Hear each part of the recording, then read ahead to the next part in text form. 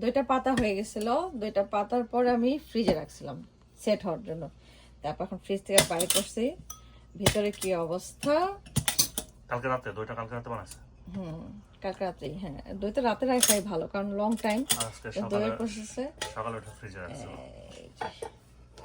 সম্পূর্ণ ঘরে বানানো দই। দেখো এই যে কাজ করতেছি, ওয়াও অনেক সলিড হয়েছে। আমি খুব খুশি আজকে। দই তারপরে দেখো আমি এই করি, হ্যাঁ বাহ, তার মানে দইটা হয়েছে। সবার জন্য একটু একটু করে দিই। বাহ, স্মেলটা তো ভালো হয়েছে। ঘরে পাতা দই যেমনই হোক, এটা হেলদি হবে অ্যাটলিস্ট, আর চাই। আর মিষ্টি দই করছি, মানুষ কিন্তু গুঁড়া দুধ দিয়ে করে, গুঁড়া দুধ দিয়ে করলে খুব টাইট হয়, কিন্তু আমি গুঁড়া দুধ দিয়ে করি নাই, আমি করছি গরুর দুধ দিয়ে, মানে একদম লিকুইডটা, হোল মিল্ক।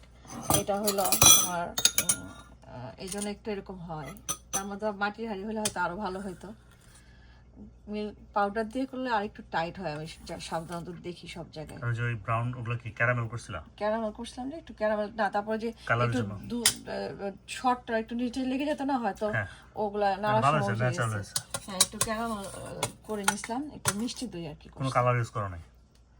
এই হলো দই, শোনাছ না? এখন তিনাদেরকে আমি দই ট্রাই করতে দিচ্ছি, দেখা যাক কি বলে এক একজন। কিনা দেখতে অনেক সুন্দর হয়েছে সত্যি? মামনি কেমন হয়েছে মা? It's sweet and good. Sweet and good. আমি তো সুইট দিছি তোমাদের জন্য, টক দই তো তোমার লাইক করো না বেশি। টক টক আছে, মিষ্টি আছে নাকি বেশি মিষ্টি হয়েছে না ঠিক মতো? না ঠিক আছে, বেশি মিষ্টি নেই। থ্যাংক ইউ, তোমরা যখন ভালো বলো খুব ভালো লাগে, বানাইতেও ভালো লাগে। এনজয়।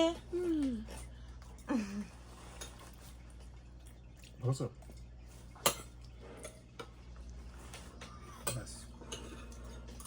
খাও।